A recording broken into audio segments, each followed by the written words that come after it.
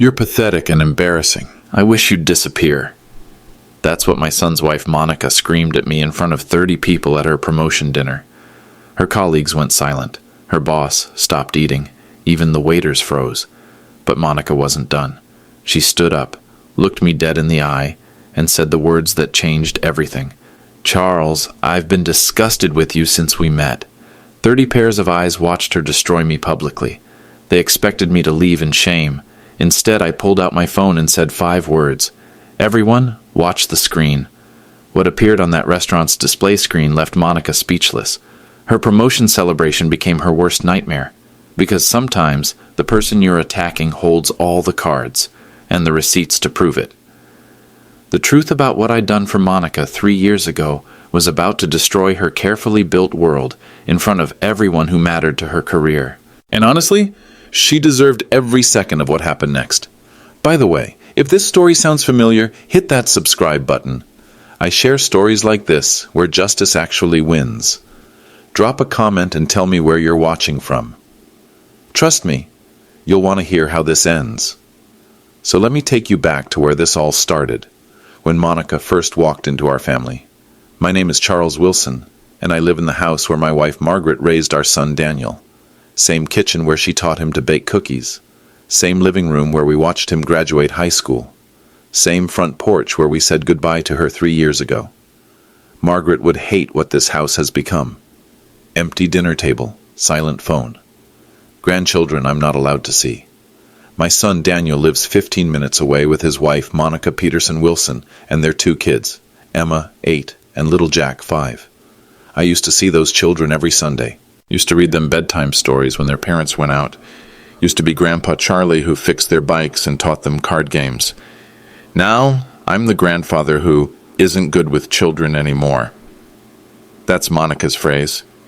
She started using it about 6 months after Margaret's funeral, right around the time I started having what she called money troubles.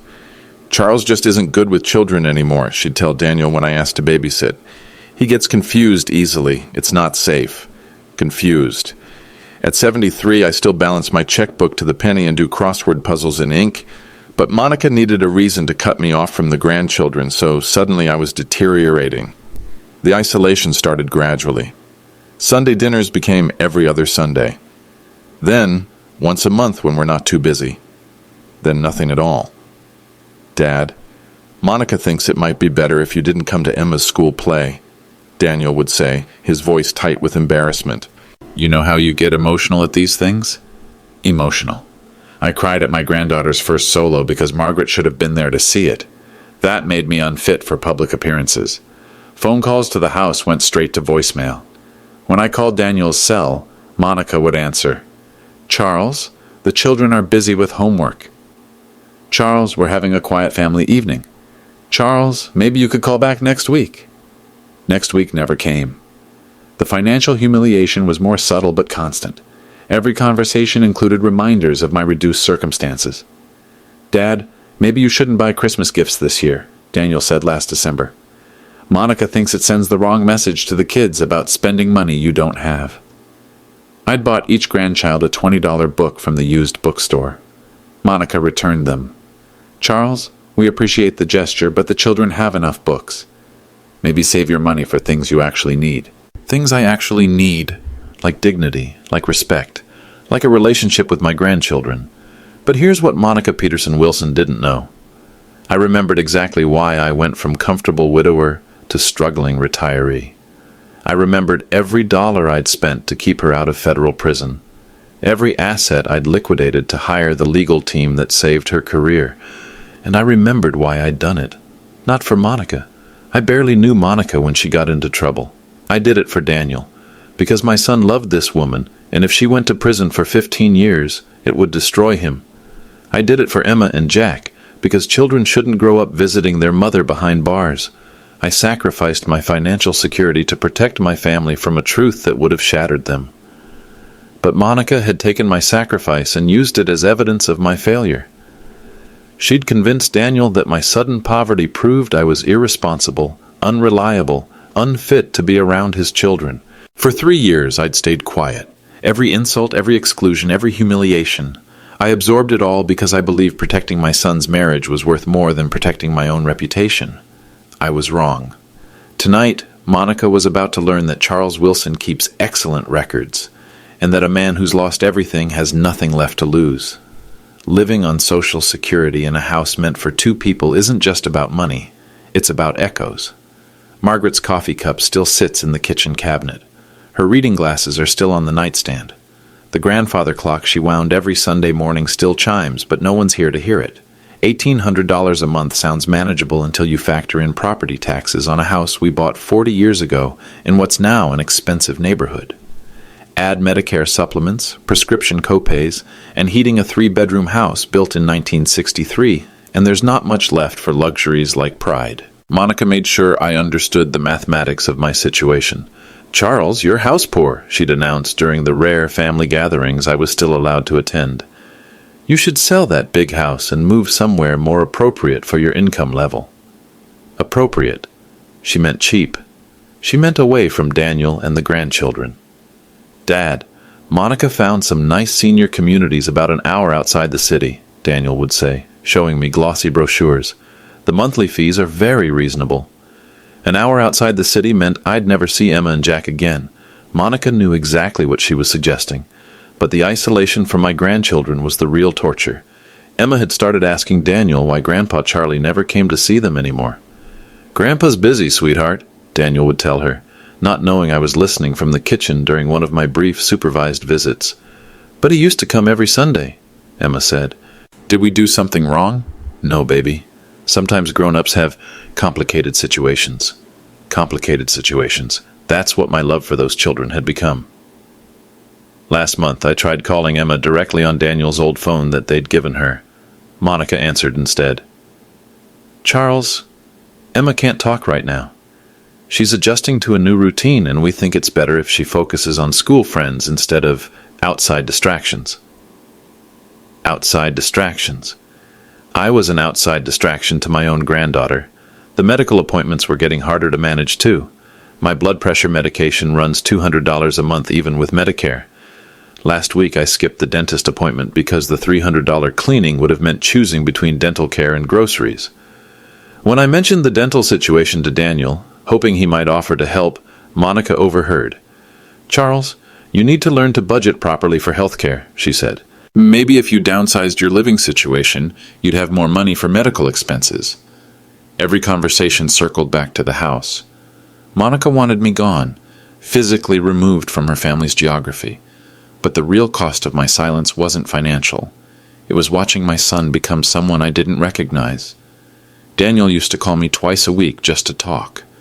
Now our conversations were brief, apologetic, and always included Monica's latest suggestions for my life.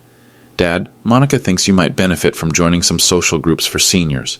Get out more, meet people your own age, people my own age, as if my family was somehow age inappropriate. Dad, Monica found this great meal delivery service for elderly people. Very affordable. Elderly people." When had I become categorically elderly instead of specifically Daniel's father? The grandchildren were forgetting me. The last time I saw Jack, he was shy, uncertain, like I was a stranger who happened to share his last name. Emma asked Daniel if I was sick because Grandpa Charlie seemed sad all the time now. I was sad. I was grieving not just Margaret, but the family I'd thought we'd built together. The Sunday dinners, the bedtime stories, the assumption that love was enough to keep people close.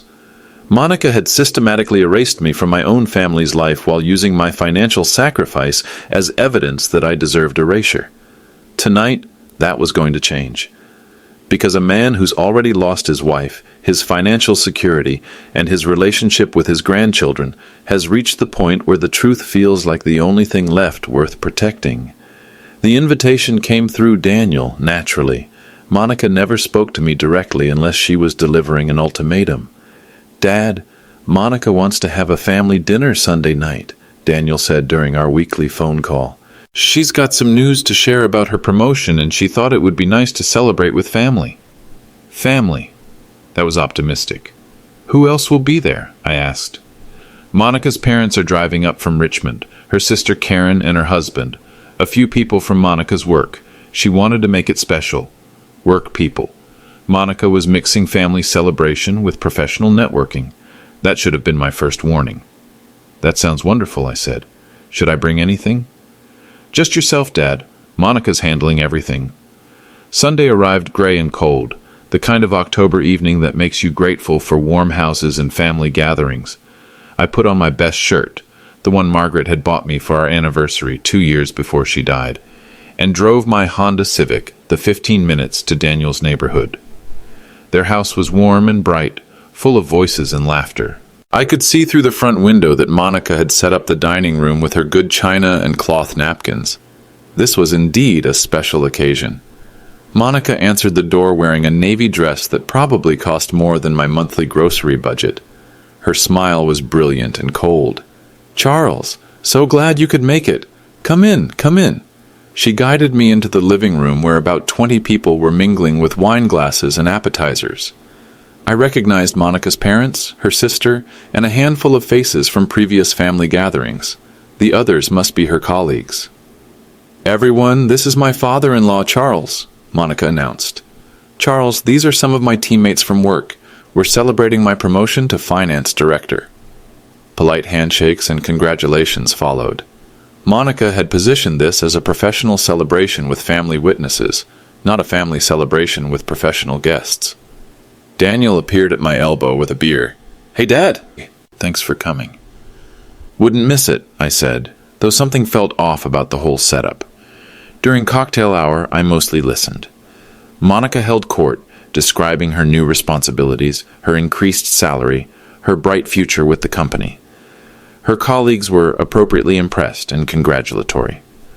"Monica's been through some challenges over the years," her boss Richard was saying, "but she's really proven herself, shown real character in how she's handled adversity." Character. If only he knew. Dinner was an elaborate affair. Monica had prepared roasted chicken, 3 sides, and a chocolate cake decorated with "Congratulations, Monica" in elegant script. She'd clearly spent considerable time and money on this celebration. I was seated at the far end of the table between Monica's elderly uncle, who was mostly deaf, and Daniel's cousin, who lived in California and barely knew me. The message was clear. Charles Wilson was present but peripheral. Throughout dinner, Monica regaled the table with stories of her professional growth, her strategic thinking, her ability to navigate complex financial situations. 3 years ago, I faced what could have been a career-ending crisis, she told her rapt audience. But I managed to turn it around through careful planning and personal determination. Personal determination. I nearly choked on my wine. "Tell them about the legal situation," her sister Karen prompted. "Oh, that." Monica waved dismissively. "I had some minor compliance issues at my previous job. Nothing serious, but it required some legal consultation. I was able to resolve everything quickly and move forward. Minor compliance issues. $340,000 in embezzlement had become minor compliance issues. The important thing," Monica continued, "is that I handled it all myself. Didn't need anyone else to solve my problems. I think that's when I really learned the value of independence." Independence. The irony was staggering, but Monica was building towards something bigger. I could see it in her eyes, the way she kept glancing at me throughout dinner. She'd brought me here for a reason, and it wasn't to celebrate her success.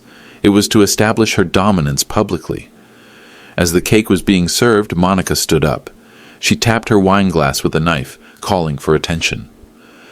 "I want to thank everyone for being here tonight," she began. "This promotion means everything to me, especially because I've earned it through my own hard work and determination."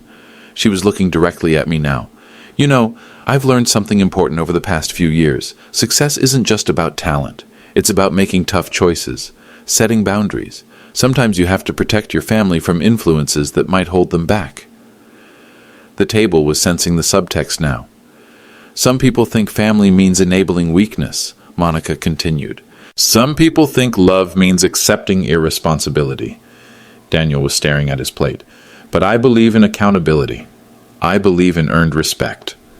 And I believe that sometimes you have to choose between loyalty and growth." That's when she delivered the line that would change everything. "Charles, I hope you understand. I've been disgusted with you since we met. The thing about being underestimated is that people stop noticing what you're capable of." Monica saw an old man struggling with bills and assumed that was the whole story. She never bothered to learn about the life I'd lived before she entered it. Charles Wilson had been a bank executive for 42 years. I'd handled million-dollar commercial loans, managed complex financial negotiations, and built relationships with attorneys, investigators, and financial professionals across 3 states. Those connections don't disappear just because your bank account does. Monica also didn't know that Margaret had been a paralegal for 30 years before she retired. Our house was full of legal reference books, document filing systems, and a woman who taught me the importance of keeping detailed records. "Charlie," Margaret used to say, "paper doesn't lie. People do, but paper doesn't." I'd kept Margaret's filing system intact after she died. Every important document in its proper folder, every receipt sorted by date and category, including a very special folder labeled Monica Legal Expenses, 2021 to 2022 inches. The phone calls had started 3 weeks ago, but not the way Monica assumed. "Mr. Wilson, this is John Patterson from Patterson & Associates. I hope you remember me." Of course I remembered John Patterson. He was the attorney who'd handled the most important case of my life 3 years ago. The case that had cost me everything. "John, good to hear from you. How can I help?" "Sir, I wanted to touch base about the Peterson case. There have been some developments that I thought you should know about." The Peterson case. Monica Peterson Wilson's embezzlement case, to be specific. What kind of developments? Mrs. Peterson Wilson has been making claims about her legal troubles that aren't entirely accurate. She's been telling people that she handled her defense independently, that our firm took the case pro bono for publicity reasons. I'd been expecting this call for months. Monica had been increasingly vocal about her self-made success story and small professional communities talk. She's also been claiming that she resolved her financial and legal problems through personal resourcefulness, John continued. That she never needed outside assistance. Outside assistance. If only her dinner guests knew what my assistance had cost. "Are you planning to correct the record?" I asked. "That depends on you, Mr. Wilson. You're still bound by the confidentiality agreement we signed. But if circumstances change, if you feel the need to discuss the case publicly, I have all the documentation ready." Documentation. John Patterson was thorough. He kept copies of everything. That conversation had been 3 weeks ago. Since then, John had been preparing something special. A complete case file, organized chronologically, showing exactly how Monica Peterson's freedom had been purchased. But the legal preparation was only part of my quiet planning. 2 weeks ago, I'd called my old colleague Patricia Winters, who'd moved to Monica's company 6 months after Monica started there.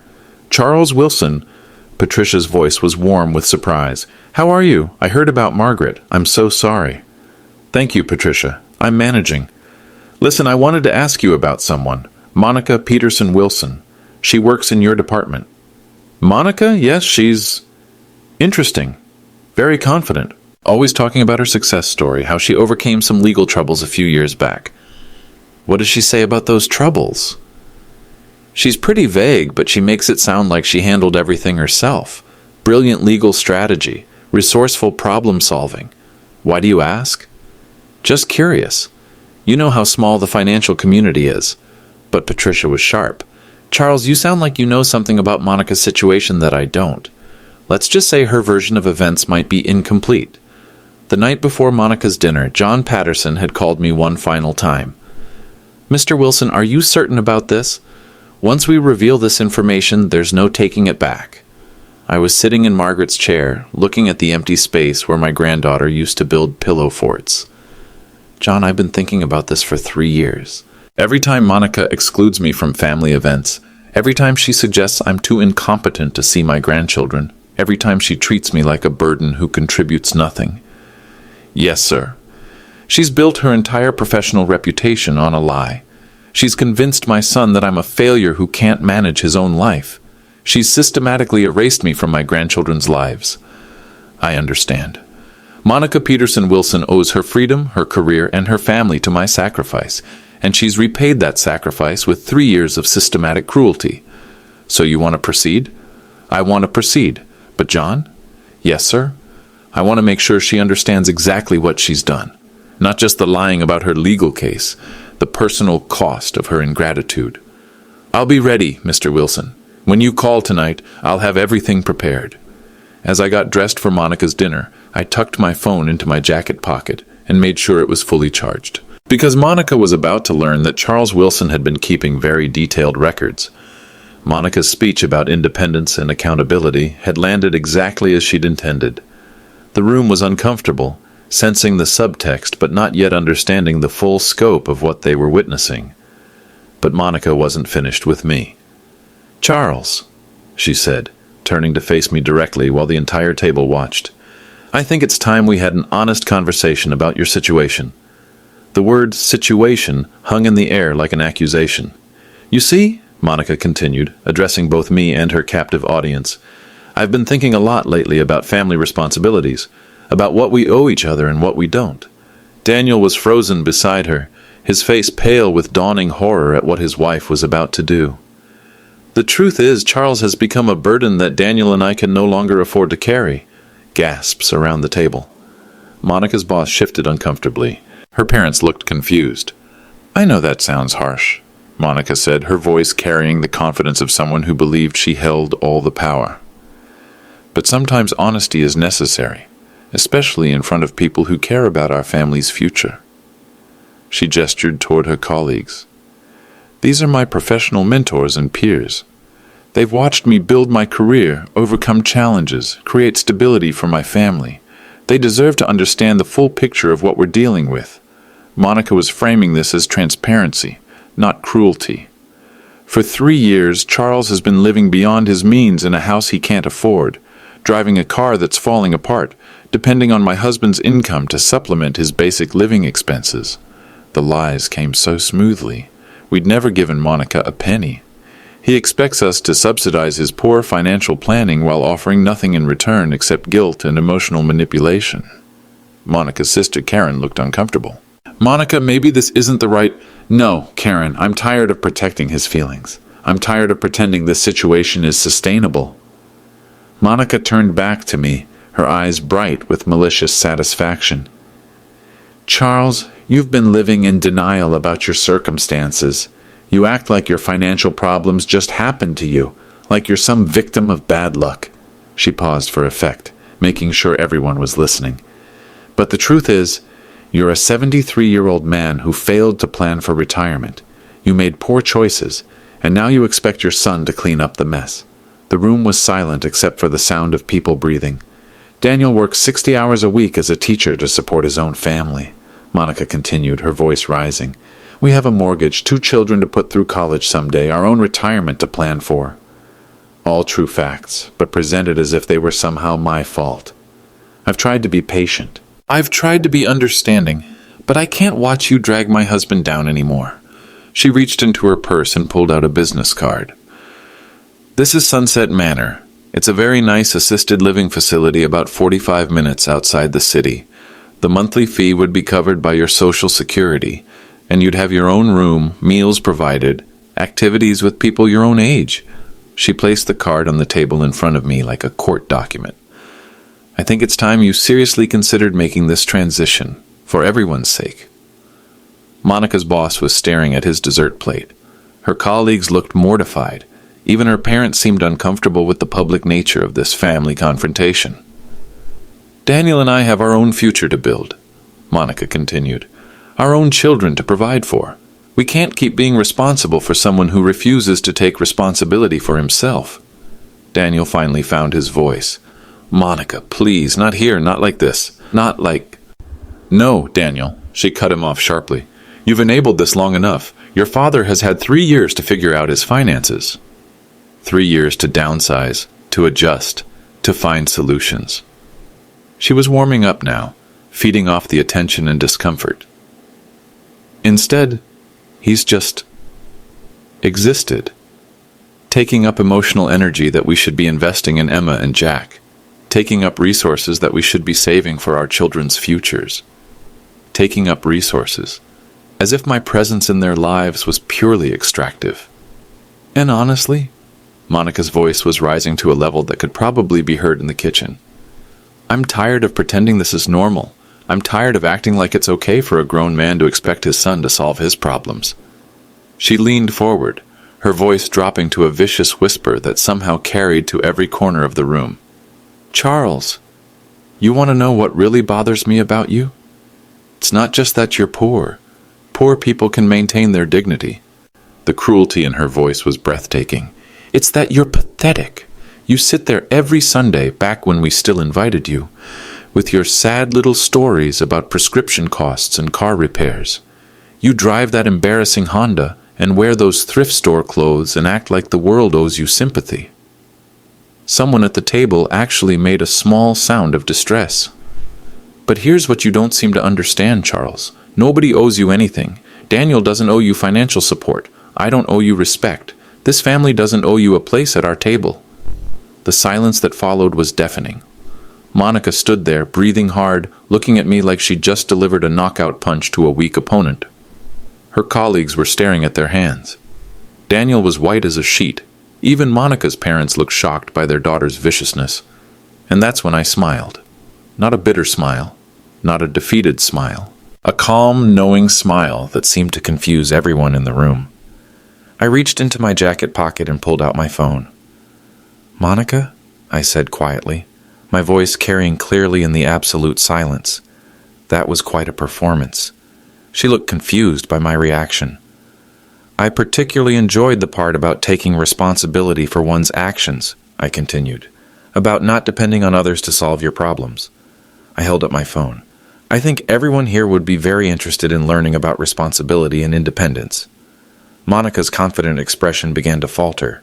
"What are you talking about?" she demanded. I stood up slowly, my phone in my hand. "Everyone," I said, addressing the entire table, "please watch the screen." The flat-screen TV on the dining room wall flickered to life as my phone connected. 20 pairs of eyes turned toward the large display. The same screen Daniel and Monica used for family movie nights with Emma and Jack. Instead of entertainment, they were about to witness Monica Peterson Wilson's career suicide.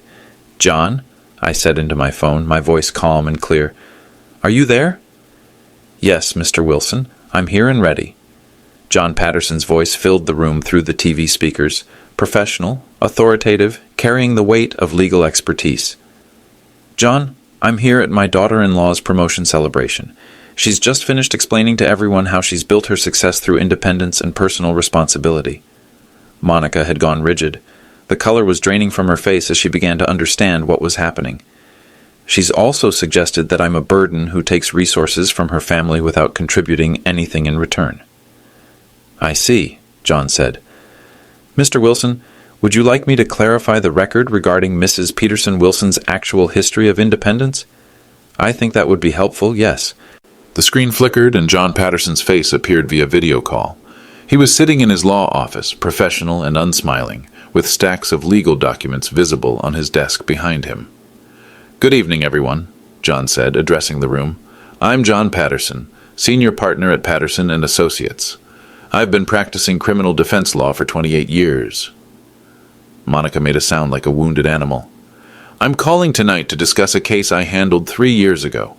The criminal defense of Monica Peterson, now Monica Peterson Wilson, who was charged with embezzling $340,000 from her previous employer." The number hit the room like a physical blow. Monica's boss straightened in his chair. Her colleagues looked confused, then alarmed. "Embezzlement?" Monica's father said. "Monica, what is he talking about?" "Dad, I can explain." "Mrs. Peterson Wilson," John interrupted, "has been telling people that her legal representation was pro bono, that my firm handled her case for publicity reasons, and that she resolved her legal troubles through personal resourcefulness." John's tone made it clear what he thought of these claims. "That is categorically false." The first document appeared on screen. A retainer agreement between Patterson and Associates and Charles Wilson, dated March 15th, 2021. The fee schedule showed $850 per hour for John's services. Mrs. Peterson Wilson's legal defense was paid for in full by Charles Wilson, John continued matter-of-factly. Total cost, $920,000. Paid over 8 months during 2021 and early 2022. Monica's boss was staring at her now, his expression shifting from confusion to alarm. The case was complex, John explained. Mrs. Peterson Wilson had systematically embezzled funds through fraudulent vendor payments over an 8-month period. She was facing federal charges with a potential sentence of 12 to 15 years in federal prison.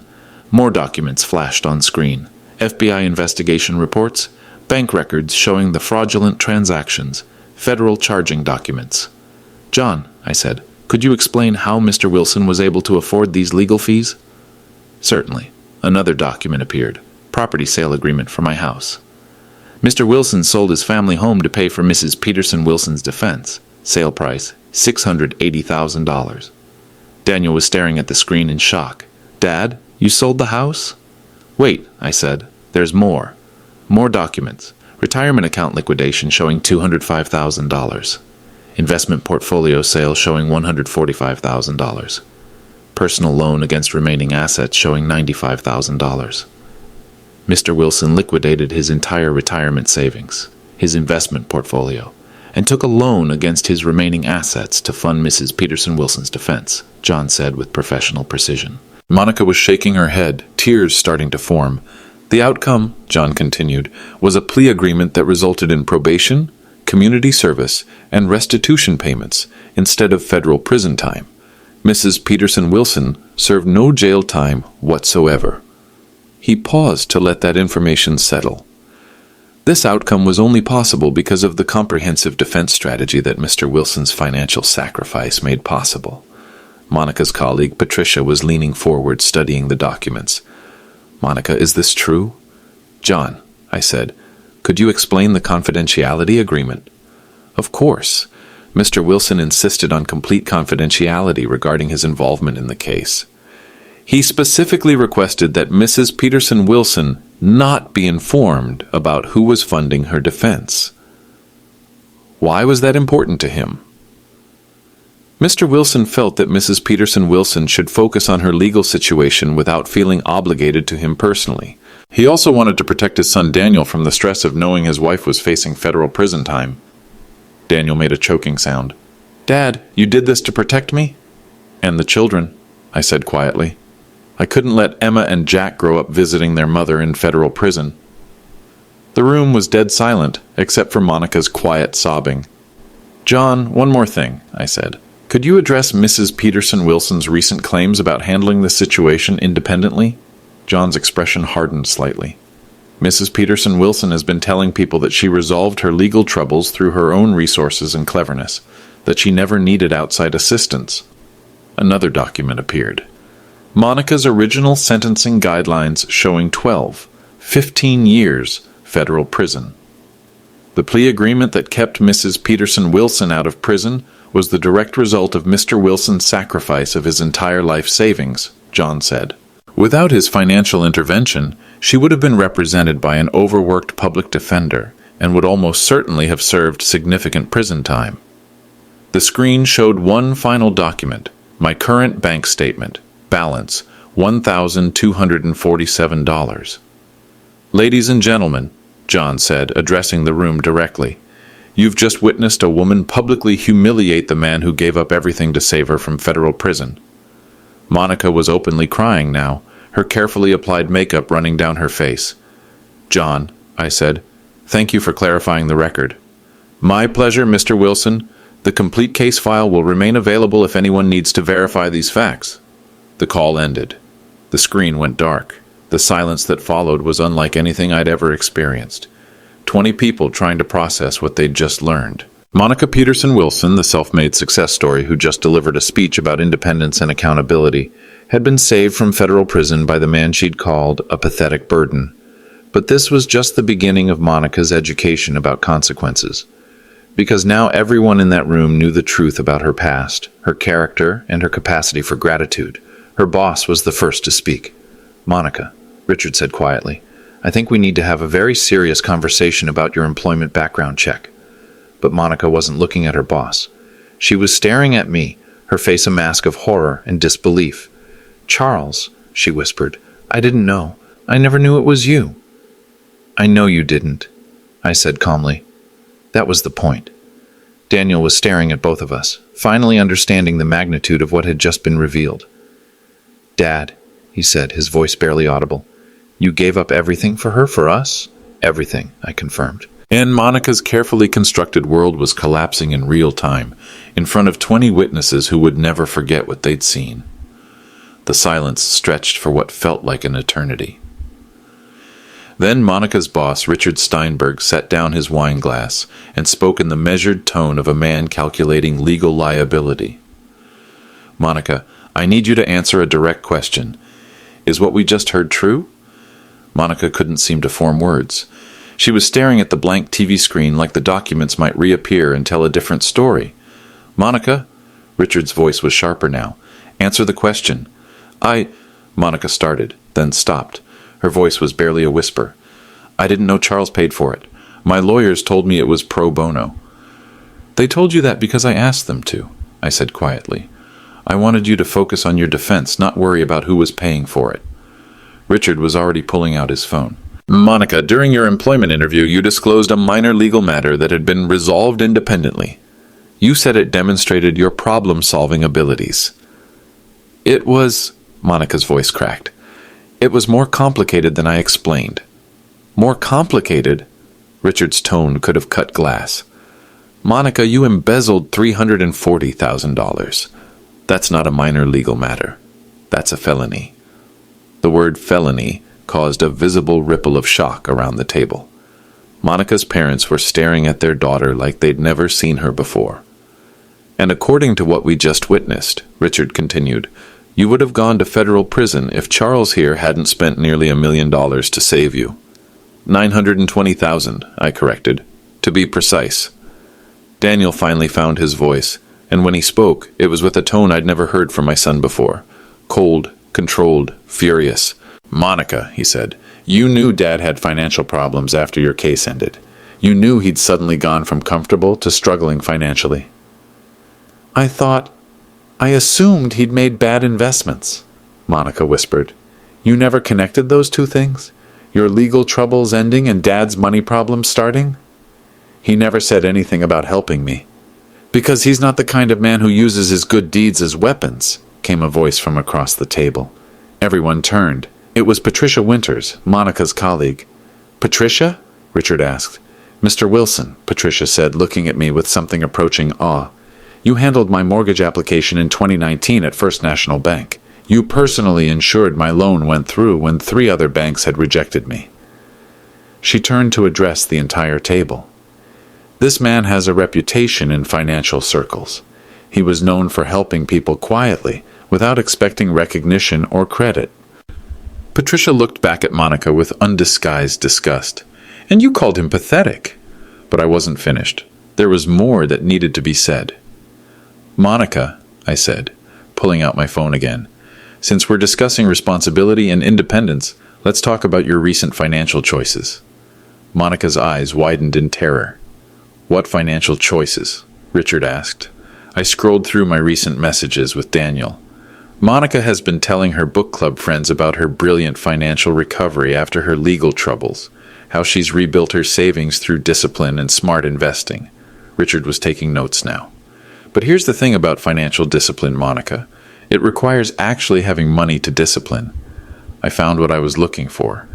According to the credit report Daniel showed me last month when he asked for financial advice, you currently carry $89,000 in credit card debt. Monica made a choking sound. The same debt that led to your embezzlement in the first place, I continued. Your mortgage application from last year required Daniel to co-sign because your credit score is still below 580. Richard Steinberg was writing frantically. And the savings account you've been bragging about? The investments? The financial stability? I paused for effect. Monica, your joint savings account contains $1,400. I know this because Daniel shared your account statements when he asked me for advice about your spending habits. Daniel's face went white. Dad, I didn't mean for you to... It's okay, son. But here's what's interesting. Monica makes $95,000 a year, but after debt payments and expenses, she has almost nothing left. Yet she's been calling me a financial burden while secretly asking you for money to cover her credit card minimums. The mathematical reality was ugly and undeniable. Last month, Monica asked Daniel for $3,200 to cover her debt payments, I continued. Daniel took money from his teacher's salary to help his wife, then told me he couldn't afford to take me to dinner for my birthday because money was tight. The cruelty of that revelation hit the room like a physical force. So to summarize, I said, addressing everyone now, Monica Peterson Wilson has spent 3 years calling me a financial burden while hiding her own financial catastrophe. She's claimed to be self-made while owing her freedom to my sacrifice. She's lectured me about accountability while depending on my son to cover her debt payments. Richard closed his notebook. "Monica," he said, his voice deadly quiet, "you will be in my office at 8 a.m. Monday morning. We need to conduct a complete review of your employment file, your background check, and your client relationships." "Richard, please." "No," he cut her off. "You lied during your hiring process about the nature of your legal troubles. You've misrepresented your financial situation to colleagues. And based on what I've witnessed tonight, your judgment and character are fundamentally compromised." Monica's career was imploding in real time. But the family consequences were even more devastating. Monica's parents were whispering urgently to each other. Her sister Karen was staring at her phone, probably calculating how to distance herself from this disaster. And Daniel, my son who had spent 3 years choosing his wife over his father, finally spoke up with the voice of a man who'd reached his limit.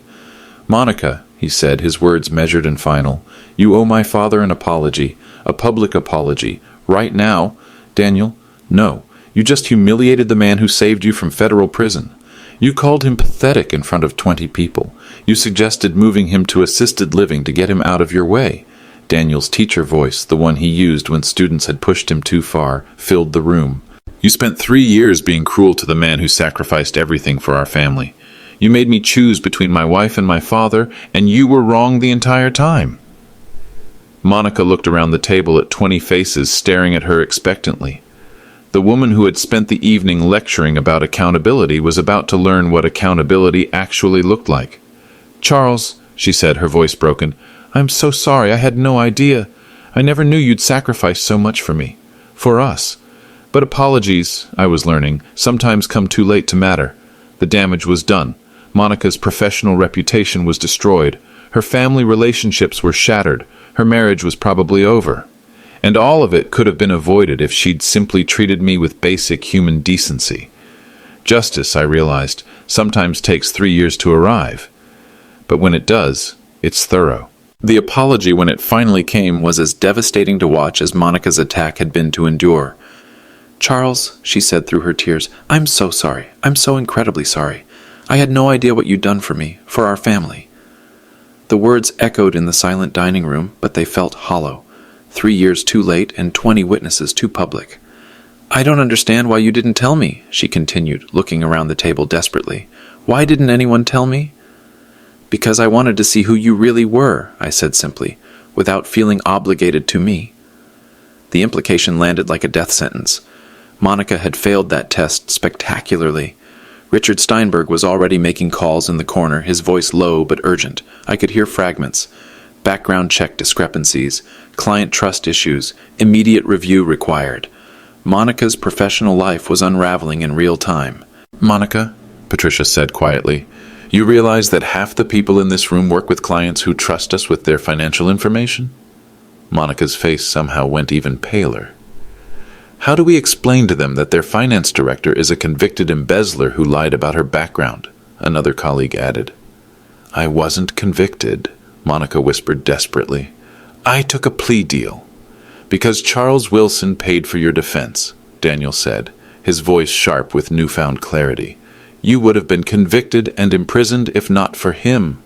The table was turning against Monica rapidly.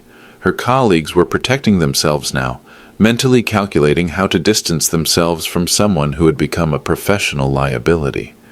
But the personal consequences were even more devastating. Daniel was staring at his wife like he was seeing her for the first time, really seeing her. "Monica," he said slowly, "for 3 years, you've been cruel to my father. You've excluded him from our children's lives. You've humiliated him. You've made me choose between you and him." Monica reached for Daniel's hand, but he pulled away. "And the whole time, he was the reason you weren't in federal prison." "Daniel, I didn't know, But you knew your behavior was wrong, Daniel cut her off. You knew you were being cruel. You knew you were hurting him. You just didn't care because you thought he was powerless to stop you. The truth of that statement settled over the room like a death shroud. Monica had been cruel not because she didn't know about my sacrifice, but because she thought she could get away with it. Monica's parents were whispering urgently to each other across the table. Her father looked like he was calculating legal and financial liability. Her mother looked like she was planning how to explain this to their friends back in Richmond. "Monica, dear," her mother said finally, "we need to talk. Privately. Soon." Even her own family was distancing themselves. The domino effect was starting. Richard Steinberg returned from his phone calls with grim news. "Monica, I've spoken with our legal department and HR. We're going to need to conduct a full audit of your client files and financial disclosures. You'll be placed on administrative leave pending the completion of our investigation." "Richard, please, this isn't negotiable. You lied about your criminal background during the hiring process. That's grounds for immediate termination, regardless of your job performance." But Monica's job performance was about to come under scrutiny too. "We'll also need to review every client interaction you've had," Richard continued. "If any of them discover that their financial advisor has a history of embezzlement, regardless of the circumstances, we could face significant legal exposure." Monica's career wasn't just ending. It was becoming a liability for everyone who'd trusted her. Patricia was already taking pictures of her phone screen, documenting what she'd witnessed. Within hours, the story would be circulating through their professional networks. "Monica," Patricia said, "you understand that I'll have to report this to the state licensing board? Financial professionals are required to disclose criminal histories, even sealed records." Monica's professional licenses were in jeopardy, but perhaps the most telling change was in how Daniel was treating me. For the first time in 3 years, my son helped me with my coat. He walked me to my car. He asked if I needed anything. "Dad," Daniel said as we stood in his driveway, "I don't know how to apologize for what I've allowed to happen." "You don't need to apologize, son." "Yes, I do. I chose her comfort over your dignity. I stood by while my wife humiliated my father. I'm ashamed of the man I became." The respect that Monica had systematically destroyed was being rebuilt in real time. As I drove home through the quiet streets, my phone was already ringing. Word was spreading faster than I'd expected. The first call was from Emma. "Grandpa Charlie?" Her 8-year-old voice was confused but hopeful. "Daddy says you're coming to my soccer game Saturday. Is that true?" "Yes, sweetheart," I said, my voice thick with emotion. "I'll be there." The second call was from Jack. "Grandpa, Daddy says we can have sleepovers again. Can we build pillow forts?" "We can build the biggest pillow fort you've ever seen." The third call was from John Patterson. "Mr. Wilson, I hope you're satisfied with tonight's outcome."